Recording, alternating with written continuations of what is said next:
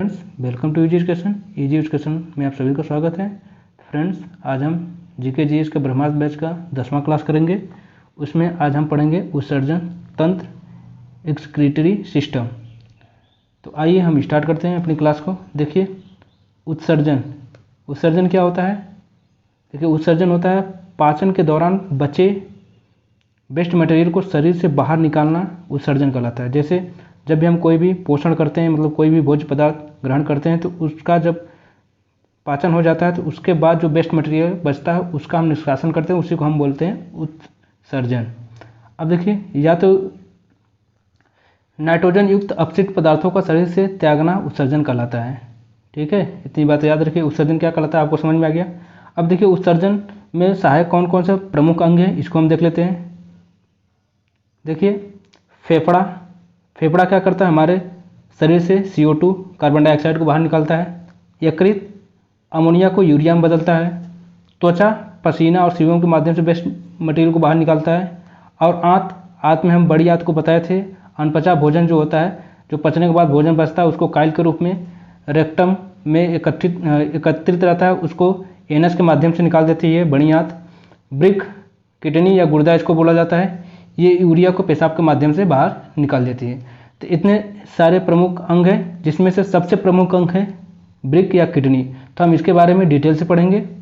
आइए आगे चलते हैं। अब देखिए, वेस्ट मटेरियल निकालने के आधार पर हम 3 प्रकार से बांटते हैं। कौन कौन सा जंतु या प्राणी किस प्रकार का वेस्ट मटेरियल निकालता है, इसके बारे में हम देख लेते हैं। देखिए, पहला है अमोनोटोलिक, फिर दूसरा है यूरोकोटोलिक और तीसरा है यूरियोटोलिक। देखिए, अमोनोटोलिक में वेस्ट मटेरियल क्या निकलता है, अमोनिया निकलता है। क्या निकलता है, अमोनिया इसमें निकलता है, और ये सर्वाधिक जहरीला होता है। तो सर्वाधिक जहरीला कौन होता है, अमोनोटोलिक वाले जो होते हैं ज़्यादा जहरीला होते हैं, और इनमें पानी की आवश्यकता अधिक होती है। देखिए, जो ज़्यादा जहरीला होता है उसको पानी की आवश्यकता अधिक होगी, नहीं तो वो शरीर में जाएगा तो उसकी मृत्यु हो जाएगी। तो पानी में रहने वाले जीव, इससे याद रख सकते हैं कि पानी में रहने वाले जीव कौन सा वेस्ट मटेरियल निकालते हैं, तो अमोनिया जो है वेस्ट मटेरियल निकालते हैं कौन, जलीय जीव। तो आपको बताना है कि अमोनिया जो वेस्ट मटेरियल अमोनिया के रूप में निकालते हैं वो कौन से जीव होते हैं, तो जलीय जीव। आपको इसे याद रखना है। उनको हम क्या कहेंगे, अमोनोटोलिक प्राणी कहेंगे। ठीक है, अब आगे आते हैं यूरोकोटोलिक में जो वेस्ट मटेरियल निकालते हैं उसको हम उसमें यूरिक अम्ल निकालते हैं, ये याद रखिए।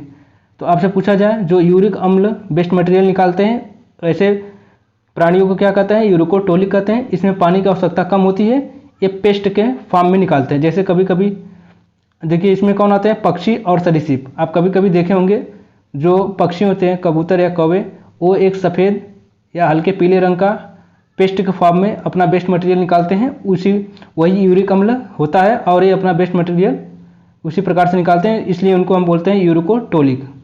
आगे अगला देखिए, यूरियोटोलिक में यूरिया वेस्ट मटेरियल के रूप में निकलता है। इसमें कौन से आते हैं, स्तनधारी या मनुष्य। ठीक है, तो स्तनधारी और मनुष्य ये सब क्या है, वेस्ट मटेरियल के रूप में यूरिया निकालते हैं, इसलिए इन प्राणियों को हम क्या कहेंगे, यूरियोटोलिक कहेंगे। ठीक है, इतनी बातें समझ लीजिए। आगे आते हैं। अब देखिए, महत्वपूर्ण हमारा जो वेस्ट मटेरियल होता है यूरिया, उसके बारे में हम देख लेते हैं। यूरिया का निर्माण यकृत में होता है, मोस्ट इंपॉर्टेंट, आपको पहले ही बताया गया था। और एक कौन से चक्र में इसका निर्माण होता है, तो ऑर्निथिन चक्र में इसका निर्माण होता है। यूरिया को यदि 2 से 3 घंटे या 4 घंटे वातावरण में छोड़ दिया जाए तो वो अमोनिया में बदल जाता है, जिससे एक तीक्ष्ण गंध आती है। ठीक है, तो यूरिया अमोनिया में बदलता है, इसे याद रखिए। आगे अगर पूछा जाए यूरिया का रासायनिक फार्मूला क्या होता है, तो NH2CO होता है, आप इसे याद रखिए। आगे, प्रयोगशाला में निर्मित विश्व का पहला कार्बनिक यौगिक, यदि आपसे पूछ लिया जाए विश्व का पहला कार्बनिक यौगिक जो प्रयोगशाला में निर्माण हुआ था उसका नाम क्या था, यूरिया। किसने किया था, वेलर ने किया था। ये जो बर्जीलियस का शिष्य था, इसने दुनिया का पहला कार्बनिक यौगिक बनाया था जिसका नाम यूरिया है। और यूरिया का फार्मूला आपको पता होना चाहिए, NH2CO होता है। आगे हम देखिए, किडनी हमारा प्रमुख जो उत्सर्जी अंग है, प्रमुख उत्सर्जी अंग किडनी है। हम आज किडनी के बारे में डिटेल से पढ़ेंगे। देखिए, किडनी की स्टडी, किडनी जिसकी स्टडी जिसमें की जाती है उसको नेफ्रोलॉजी बोलते हैं। इसका आकार सेम का बीज के आकार का होता है। इसकी लंबाई जो इसकी इकाई जो होती है नेफ्रॉन होती है। अगर आपसे पूछ ले इसकी यूनिट क्या होती है तो नेफ्रॉन होती है, और इसका अध्ययन नेफ्रोलॉजी कहलाता है। अब देखिए किडनी का कार्य क्या होता है। किडनी, गुर्दा या वृक्क, इसका कार्य क्या होता है? तो इसका कार्य होता है रक्त को छानना, फिल्ट्रेशन, रक्त को फिल्ट्रेशन करना और पुनः अवशोषण करना। जो भोज्य पदार्थ, जो हमारे आवश्यक भोज्य पदार्थ होते हैं उसका पुनः अवशोषण करता है।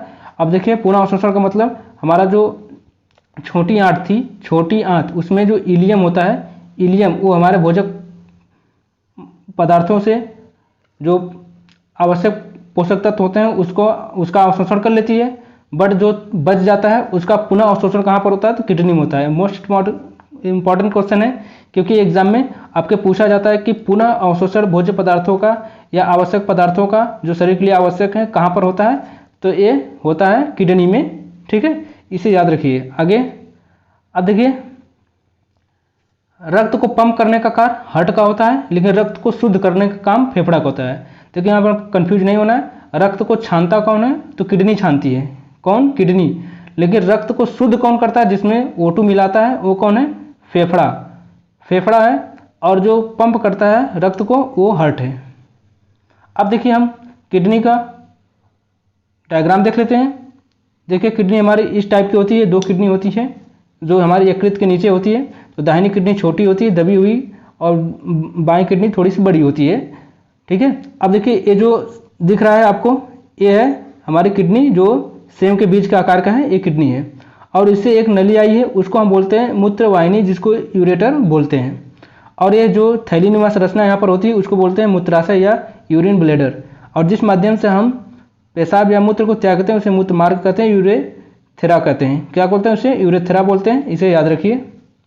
आगे एक महत्वपूर्ण क्वेश्चन, किडनी किस नामक झिल्ली में बंद रहती है? तो किडनी पेरिटोनियम नामक झिल्ली में बंद रहती है। इसे भी याद रख सकते हैं। आपसे पूछा जाता है तो झिल्ली, पेरिटोनियम झिल्ली कहाँ पाई जाती है? तो किडनी में पाई जाती है। इसे याद रखिए। अब देखिए, हम किडनी को जूम कर लेते हैं। देखिए, किडनी को जूम करने के बाद पता चला कि इसका जो बाहरी भाग है उसको कार्टेक्स कहते हैं, और आंतरिक भाग जो है उसे मेंडुला कहते हैं। और इसके अंदर अनेक प्रकार के नेफ्रॉन, अभी हमने बताया कि किडनी की इकाई क्या होती है? नेफ्रॉन। तो ये नेफ्रॉन से, कई सारे नेफ्रॉन से मिलकर किडनी बनी होती है। तो देखिए, लगभग ये 1.5 लाख के आसपास नेफ्रॉन से एक किडनी का निर्माण होता है। अब देखिए, नेफ्रॉन क्या होता है इसको हम देख लेते हैं। नेफ्रॉन, देखिए नेफ्रॉन होता है इस प्रकार का, ये नेफ्रॉन है। और यहाँ पर देख लीजिए, इसका जो यह प्याले नुमा जो संरचना है, कटोरी नुमा, इसको हम बोलते हैं ग्लोमेरुलस। इसका जो स्टार्टिंग पॉइंट है, यहाँ पर जो रक्त वाहिकाएँ आके मिलती हैं, और रक्त वाहिकाएँ जब आके मिलती हैं तो रक्त में जो अनावश्यक या विषाक्त पदार्थ होता है उसको छानने का काम कौन करता है? तो ग्लोमेरुलस जो होता है, यहाँ पर एक छन्नी लगी तो जिसे परासरण के माध्यम से यहाँ पर रक्त छन जाता है, और इससे बेस्ट मटेरियल कहाँ पर आ जाता है? बेस्ट मटेरियल आता है यहाँ पर, जो एक गोलनुमा संरचना दिख रही है, इसको बोलते हैं बोमन संपुट। यहाँ पर जल और जो कि बेस्ट मटेरियल आ जाते हैं। और यहाँ पर कभी कभी जो छूट छाट कर गलती से जो कि आवश्यक भोजक पदार्थ भी आ जाते हैं, जैसे सोडियम, जल में रक्त में सोडियम की मात्रा अधिक है तो वो सोडियम यहाँ पर आ जाता है। अभी कभी कभी लगता है कि शरीर को सोडियम की आवश्यकता होती है, तो यहाँ से जो है कि बोमन सम्मुट जो है कि वो जो चीज़ वो होता है आवश्यक पदार्थ उसको फिर से अवशोषण कर लेता है। इसलिए यहाँ पर पुनः अवशोषण जो आपको बताया गया कि पुनः अवशोषण का कार्य करता है, तो पुनः अवशोषण का कौन काम करता है? बोमन सम्मुट करता है। तो यहाँ पर जो आवश्यक पदार्थ चले आते हैं तो उसका भी ये अवशोषण कौन कर लेता है? बोमन सम्पुट कर लेता है। अब आगे देखिए, यहाँ पर जो होता है आपको बाहर दिख रहा है, यहाँ पर जल का अवशोषण हो रहा है। अब यहाँ पर जब आगे आए तो एक पतली लूप नुमा संरचना दिख रही है, इसको हम बोलते हैं हेनले लूप। हेनले लूप क्या करता है? ये अतिरिक्त जल का अवशोषण करता है। ये केवल अतिरिक्त जल का अवशोषण करता है। जैसे कभी कभी आप देखते हैं कि कम पानी पीने पर आपका जो यूरिन होता है अधिक पीला हो जाता है। क्यों? क्योंकि अब जब कम पानी पीते हैं तो ये यहाँ पर वेस्ट मटेरियल जो होता है उसको पानी की शरीर की आवश्यकता पड़ेगी, तो यहाँ से हेनले लूप क्या अतिरिक्त जल को अवशोषित कर लेगा, जिससे वेस्ट मटेरियल आपका गाढ़ा हो जाता है, इससे पीला दिखने लगता है। तो जब यहाँ पर पानी का जो अतिरिक्त पानी है इसको अवशोषण करने का काम कौन कर लेता है? हेनले लूप कर लेता है। इसलिए जो कि ऊँट में जो होता है सबसे बड़ा हेनले लूप होता है। तो आपसे पूछा कि एग्जाम में पूछा है कि ऊँट में सबसे बड़ा क्या होता है, तो हेनले लूप सबसे बड़ा होता है। ठीक है, उसके बाद जब ये जो वेस्ट मटेरियल बचा रहेगा वो बाहर निकल जाएगा, किसके माध्यम से, मूत्र मार्ग के माध्यम से बाहर निकल जाएगा। तो अब इतनी बातें समझ गए। अब आगे आते हैं। अब देखिए यूरिन के बारे में देख लेते हैं। देखिए यूरिन हल्का पीला रंग का होता है। ये प्रतिदिन 2 से 2.5 लीटर, 1.5 से 2 लीटर प्रतिदिन इसका निष्कासन होता है। और रंग यूरोक्रोम के कारण पीला होता है, इसे भी याद रखिए। इसका रंग पीला किसके कारण होता है, तो यूरोम के कारण होता है, इसे भी याद रखिए। अब देखिए मूत्र में तीक्ष्ण गंध किसके कारण आती है, तो यूरिया का अमोनिया में बदल जाना तीक्ष्ण गंध का कारण बनती है। तो आपसे पूछा जाए कि जो मूत्र में तीक्ष्ण गंध किसके कारण आती है, तो अमोनिया के कारण आती है, इसे भी याद रखिए।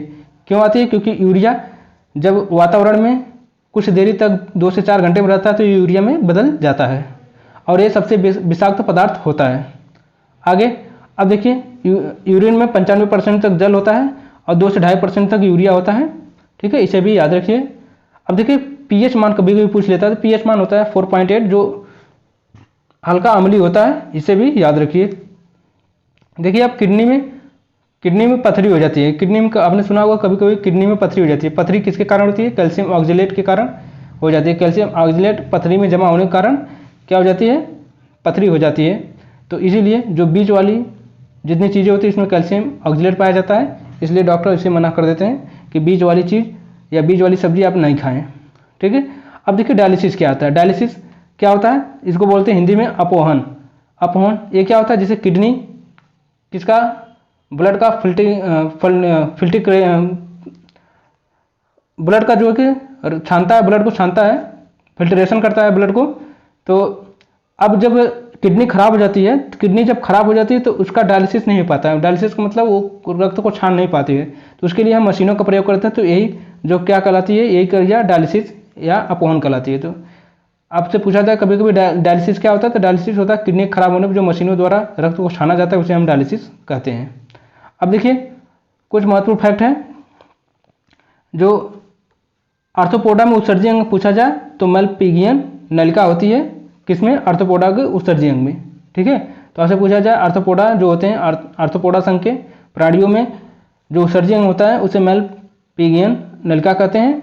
और हाइलम का संबंध किससे है, तो हाइलम का संबंध कभी कभी पूछा जाए तो किडनी से है। ठीक है, तो आप उत्सर्जी अंग पढ़ लिए। आपको इसमें महत्वपूर्ण अंग आपका क्या है, किडनी है, तो इसको आप पढ़ लीजिए। वीडियो कैसी लगी लाइक कीजिएगा, कमेंट कीजिएगा, सब्सक्राइब कीजिएगा। मिलेंगे नेक्स्ट वीडियो में, तब तक के लिए जय हिंद।